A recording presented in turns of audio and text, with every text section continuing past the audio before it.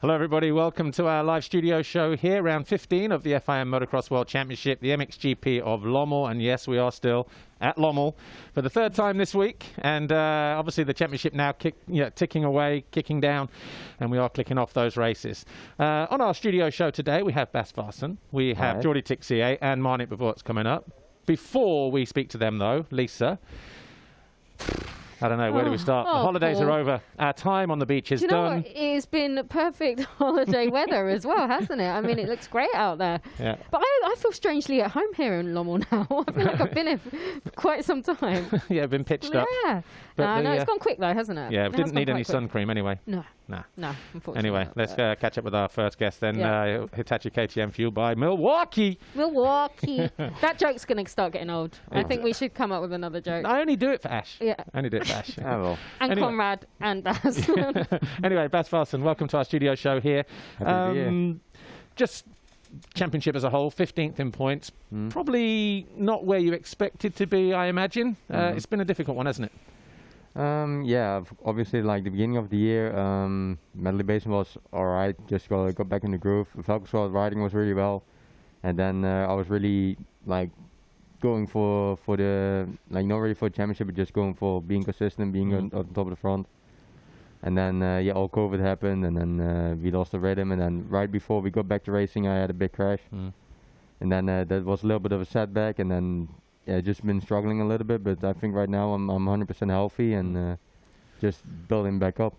Well, you did mention there, beginning of the season, obviously medley basin, you seem to be well prepared, and I guess probably ready to challenge for top 5, certainly between 5 and 10.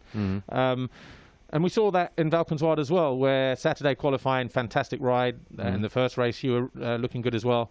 Did you feel that way, that you were probably better prepared? Yeah, and I also feel like I also had it now. I've been with the team for a year now, so it also helps a lot that you're back with a team that you know, and got more used to the bike and feeling good with the bike. And I felt like I was definitely going for top 5s, like battling for podiums. That's my speed. I think that's my speed in general, to battle for podiums and top 5s. Just I had too much trouble like putting on a piece of the puzzle together. But I think now I'm building back up, and I think I'm pretty solid right now. Good. Well, unfortunately, after lockdown, there were also some problems in Latvia. Yeah. Just tell us a little bit about those. Yeah, well, we did a new pre-COVID or after-COVID pre-season race or something, how you call it. And the riding went really well there.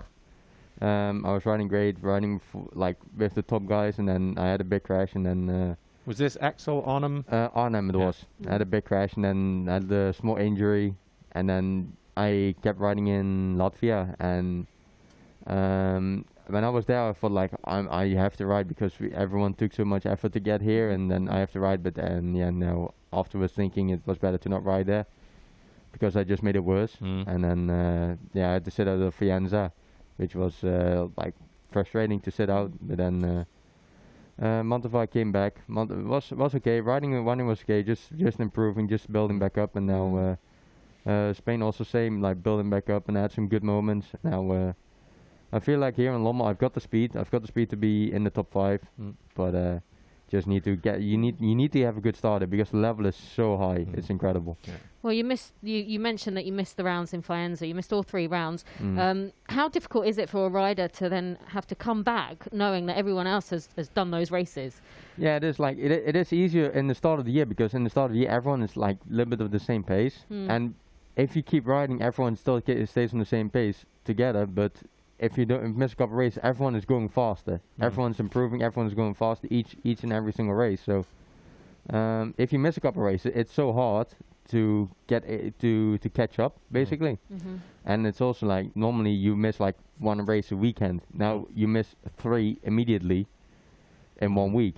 So that's also like what hurts you more than regularly. So obviously for the rest of the paddock, triple header Latvia, triple header Faenza, and then obviously I guess your first real experience of a triple header was Mantova. How did you find that whole process in terms of being there, the recovery between the first one, the second one, and the third one, and just trying to get back on the pace?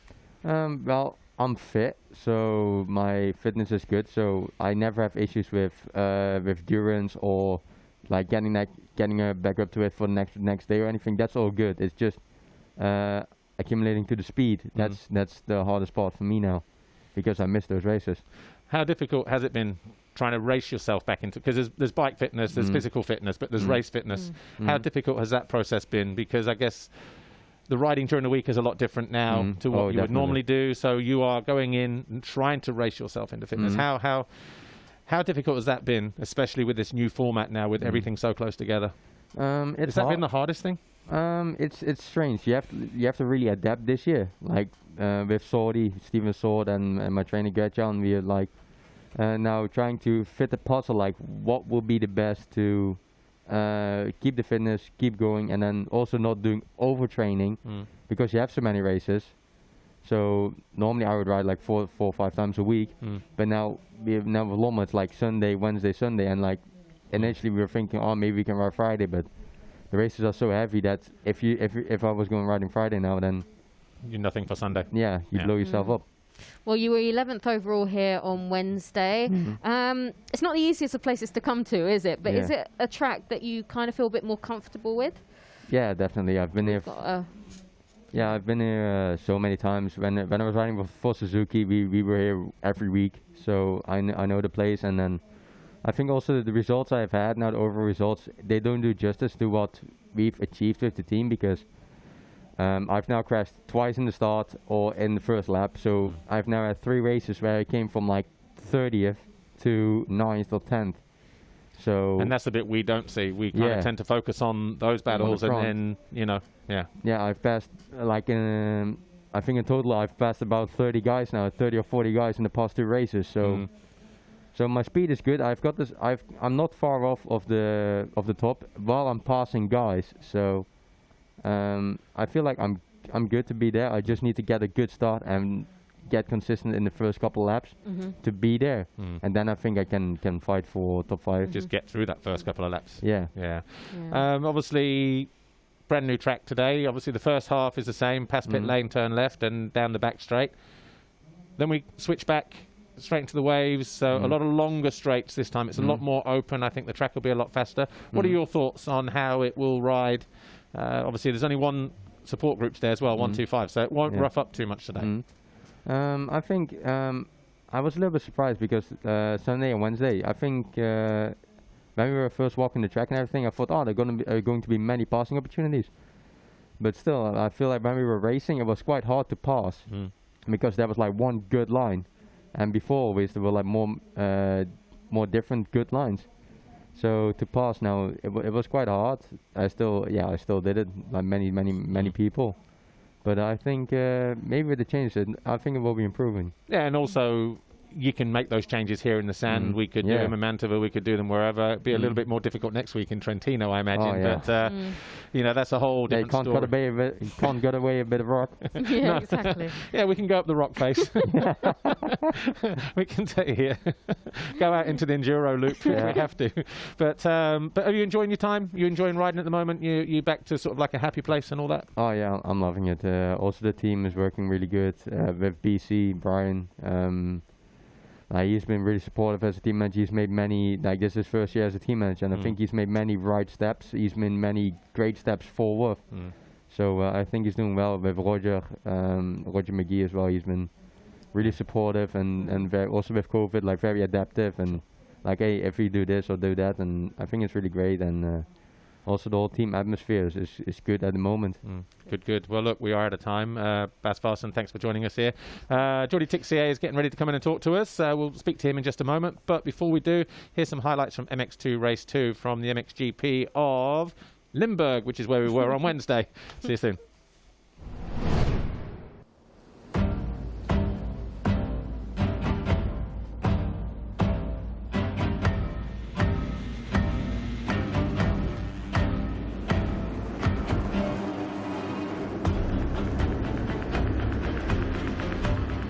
This time it is going to be Geertz who comes away with a foxhole shot.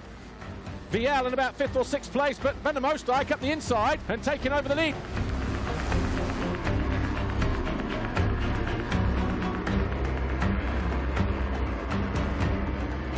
And Jago Geertz gets alongside.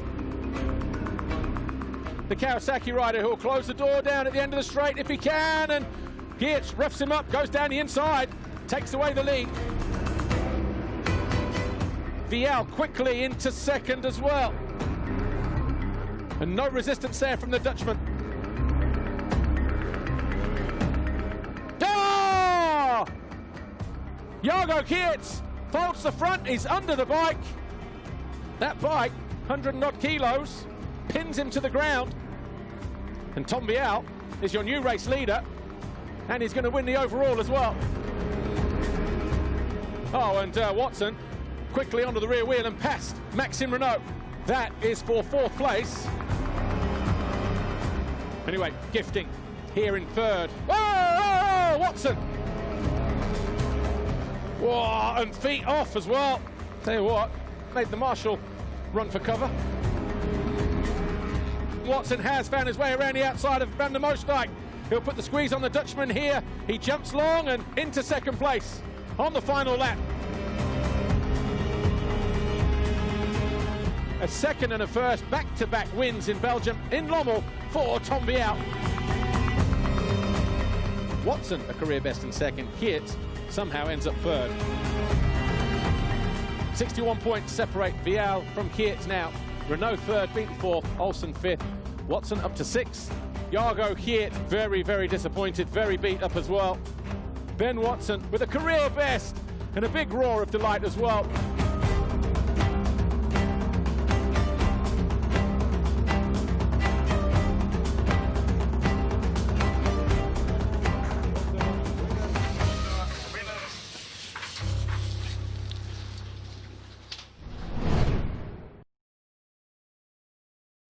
Hello everybody, welcome back to our live studio show here. That image you just saw there, the beauty cam, nothing beautiful about that today. Covered in rain, grey skies, Lommel. Anyway, look, we are back, part 2. And we've got Jordi Tixier with us now, JT 911 Racing. Jordi, welcome to our studio show. It's probably been a while, but first of all, how are you? And tell us about your own team. When, why, how did it all happen? Hello everyone, nice to be here, since last year. So everyone's going well, with the team. It's been a few years and I want to build it. And I had some great experience, in a factory team like KTM. I learned a lot, and I just want to, with my experience I have now, just build my own team, and it's what I did. So it was not an easy job, like a lot of things to do. And to be honest, I didn't want to make it big. I just want to make it like small and pretty easy to do. Yeah. But I just want good bikes, because when you're behind the gate, the team, it doesn't matter anymore. It's just the bike and you. So I just give my best on it, and actually it's working well. The speed is getting better. The team I have around me is really strong, and we all working in one way, to just get back to Jordi Tixier 100%. So it's what I try to do. Just really, really quickly, what's been the biggest difference in terms of you doing all of this? What have been the positives and the negatives, if there are any? The positive is like I could decide everything I want. Yeah. And it was the difference between being in a team and being your own team. So if I have some struggle with the suspension or with the team or with the engine, I can do what I want. Yeah. And this is the biggest difference. And to be honest, there is no negative points. The chance I have is that I have a strong team behind. Like I said, my girlfriend is there all the time to pushing. My dad and my mechanics doing also a great job on the bike, because without them it should not be possible. Also some really strong sponsors behind. So I'm lucky to have a strong team. So there's no negative points, only more work to do for sure, but I really like it. Okay. And I guess the lockdown really gave you that extra time to be up and running before we restarted again in Latvia. But were you 100% ready by then, would you say? To be honest, the lockdown for me was positive points, because otherwise I should not be ready for Latvia or for the next rounds, So for me the lockdown was good. I just take this time to build my own team, the workshop, the truck, and makes everything ready, and being 100% in Latvia. So I was ready maybe 1 week before Latvia, so lockdown was good. Yeah, and of course by the time we reached Mantova, it did look like you were making some progress. We saw you have a nice battle here with Gauthier Paulin as well. Yeah, true. Like I said, I just want to make it like step by step. MXGP is really high. my last few years has been like pretty difficult with some injury, some tough time with the team. So now I just try to build up myself and just try to get back to my 100% body. So, you know, every race I improving. I had some good battle in Montova. Here also in Lommel I had some good battle with Clément. So actually now I'm a top 8 riders, and I think as a pre-riders with a small team, it can. I'm pretty happy, you know. I show that even with a small team and not a factory bike, it's possible to do some nice things. So pretty stoked about it. Yeah. You didn't ride the third Mantova round, did you? No, I didn't do. Why was that? Did you pick up a small injury, or did you just have to be somewhere else? Or? No, to be honest, I didn't get any injury. Yeah. Beginning of the year, I signed a contract with KTM Saros, also to ride the ADAC Championship. Yeah. And yeah, unfortunately, the date were in the same time that it's third GP, you know. So I had a long talk with David Longo, with my own sponsors, you know, because I didn't want to make any trouble with everyone. So I just want to make it clear, and yeah, the decision was to go to the ADAC for the last run. So for sure, it was a shame for me to not race in Montova 3.0, but it is like it is. Well, you did mention on Wednesday you and Clément had some good battles. Got yourself some nice bit of airtime, you two, battling, and was that good to be involved in? Good fun racing? To be honest, yes, I like it. You know, riding with a top guy, it's always really good. You know, it gives me some more energy. And I was happy because it's the first few laps is what I missed. The last few runs, you know, I'm not 100% straight in the motos. And yeah, last Wednesday I did some nice pass with Clément, so was good, and that's mean my riding is improving. Sure. Yeah. Well, some riders love racing here, some riders not so much. Yeah. Which one are you? Do you love it or not so much? Yeah, to be honest, I love it. Yeah. As a French rider, it's strange to say that because we're more like hardpack guys. Yeah. But you know, when I was with KTM, a lot of riding in the sand with Stefan Everts, you know, so I learned a lot. And to be honest, that kind of track is so many lines. So when your riding is good, then you can have so many good paths, and I like riding in the sand. And obviously races like that are good for you going forward with the team, you know, and that kind of thing. But more from Jordi in just a moment. Another quick reminder as to how you can enjoy MXGP for the next 4 rounds. Obviously there's a round tomorrow and 3 in Italy next week. We've got our end of season promo, and of course it's not just about the 4 races here in Belgium and then Trentino. It gives you the whole season as well, so you can watch everything on demand, every round, every studio show, every highlight behind the gate. So just if you feel that you've missed out, get your hand in your pocket and buy the end of season package. Before we go, what is the goal from here, Jordi, in terms of, will you bring more riders into the team, you know, 1 each year, or, you know, or will you plan to run the team after you've stopped racing as well? Is that the end goal? Yeah, of course. For the moment, you know, my main goal is just myself. I just keep riding, you know. I really loved it, and I feel like I can still do some nice things. But, you know, I was building my own team for sure. For 2021, my goal is just trying to grow a little bit. So let's see how it goes. We're actually speaking with some riders, 250 MXGP riders. Let's see how it goes, you know. So I don't want to do any stress for myself, you know. Actually, I'm just focused on my running, and let's see how the things goes, and if 2021 we grow or not. But my goal is in the future, why not taking some young riders to the European 125 and just grow with them, and being one of the top guys in World Championship should be a good thing. Just yes or no, are you enjoying it, being on the other side of the fence as a team manager and a rider? Yeah, I like it. Good. I like, you know, the relationship with people. So, you know, relationship with sponsors and people around the paddock.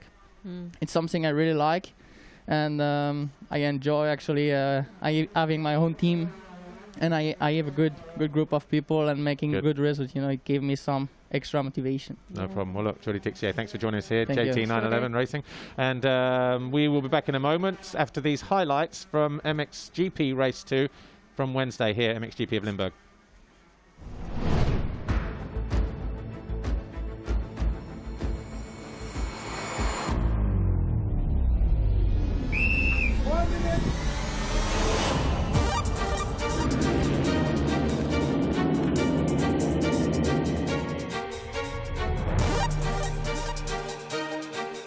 Foxhole shot number 16 now for the Spaniard.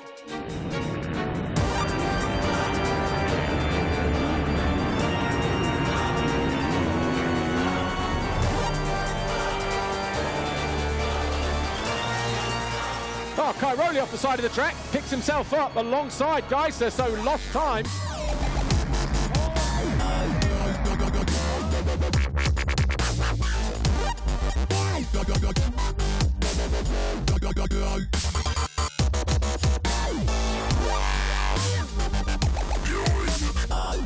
And a challenge for the lead.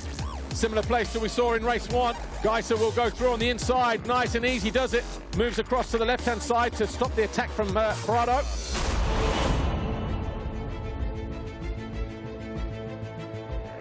Geiser throws it away. Not the first time we've seen him have an argument with the ad boards. China last year, as he came over the finish line jump.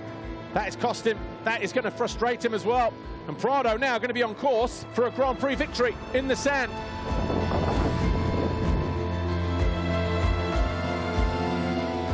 Oh, Fevre throws away the opportunity. He picks himself up. Bogus about 5 seconds further back. Bogus is going to move into third.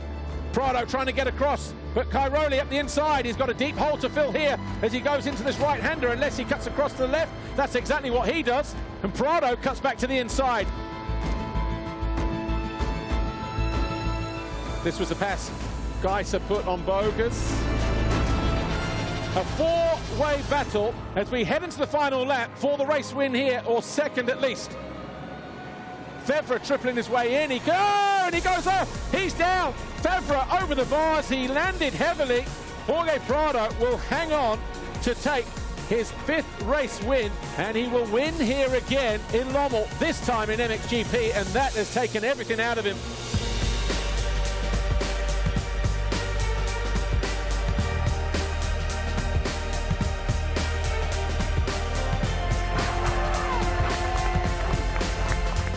Jorge Prado wins for the 4th time here at Lommel, the 1st time in the Premier Class. Geiser 2nd, Cairoli on the podium in 3rd.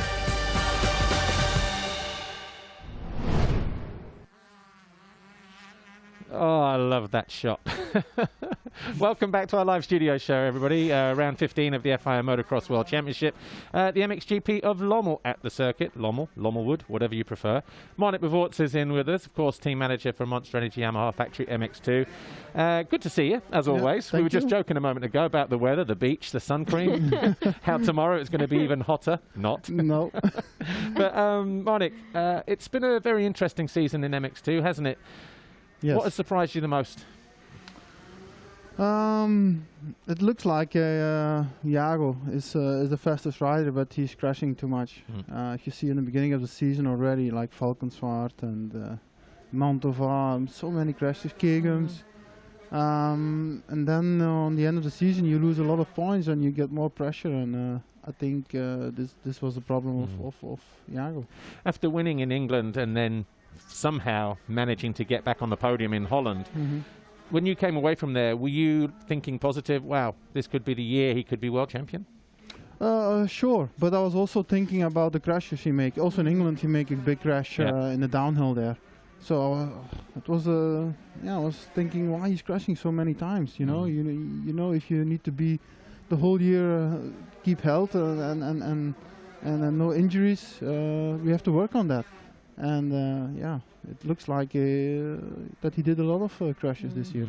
Well, a positive, a high point, would have been his double race win in Latvia. So you must have been pretty pleased with that. Do you agree that was the high point of the season? Yes, because we changed a little bit the setup of the bike, and they are even done the 2 races, and then we were thinking, yeah, now it's going to go the good direction. So we will see for the next races. Of course, we have to go to Fayenza, I think. It was a hard pack track. It was more difficult for him, more better for VL. So everything was going the right way.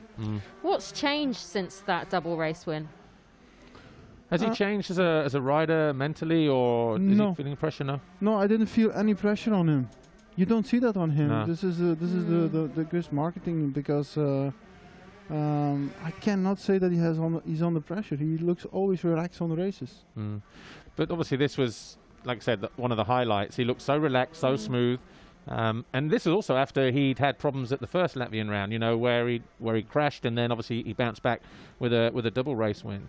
But are you able to identify why the mistakes are so sort of, you know, No, frequent, in the really? beginning it was a little bit like he said, yeah, setup of my suspension is not good. He said the front is too low on my bike, and the front goes away in the corners. That was just here, or just There was already a few GPs the same problem.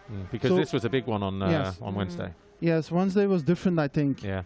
He lost a little bit the front, and he goes over the berm, and then he crashed.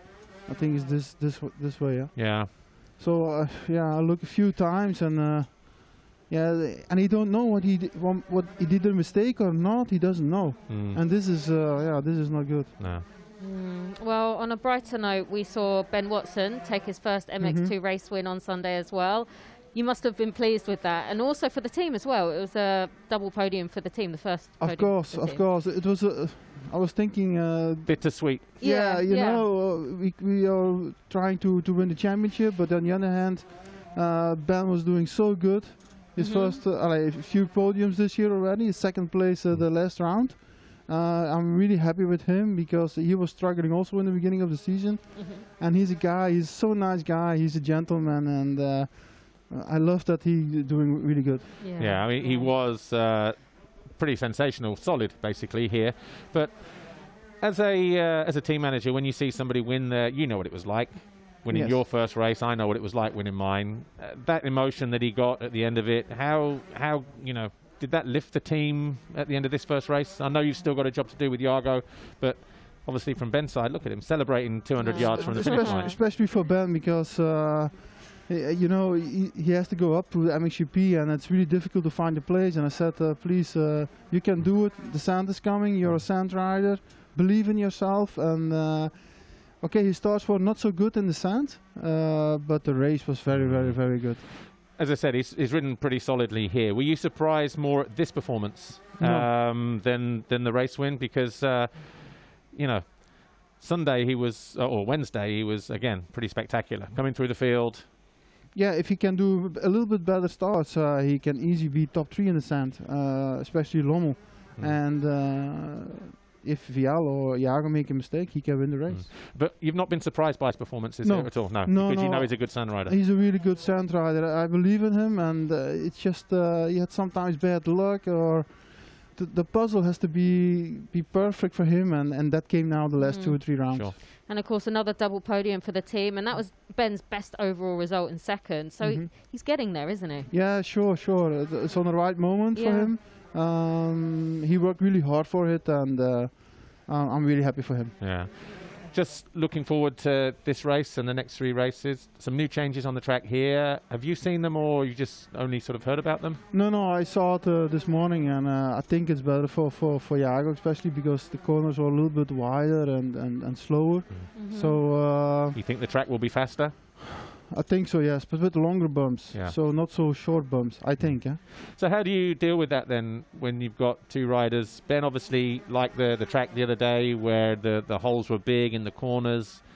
Today or tomorrow the track will be faster, different bumps. You change the setup a little bit? No. They will adapt the track on the track, and that's it. I think they are in a good way, and just we will see on practice in the morning, but I think it will be not a problem. Yeah. Just really quickly on Jago's situation, 61 points behind Vial now. It's not impossible, but he's given himself a really big hill to climb. Yeah, you know, we have to be honest, the Vial was really strong. It was a big surprise for me, especially here in Lommel, that he was so strong, and no pressure on him. He did a really good job. We have to be honest. Yeah. We're 30 seconds, but Trentino, 3 races. Going to be, again, a tough end to the season, especially if it rains there, because it can be really heavy. Yes, we will see. We go from GP to GP. We have nothing to lose. We will try to win the GPs, and that's it. All right. Well, look, Marnicq, Bervoets, thanks for joining us. We are out of time, so thanks for joining us today, everybody. We'll be back again on Saturday, a week from now, when we will be in Trentino for the first of a triple header there.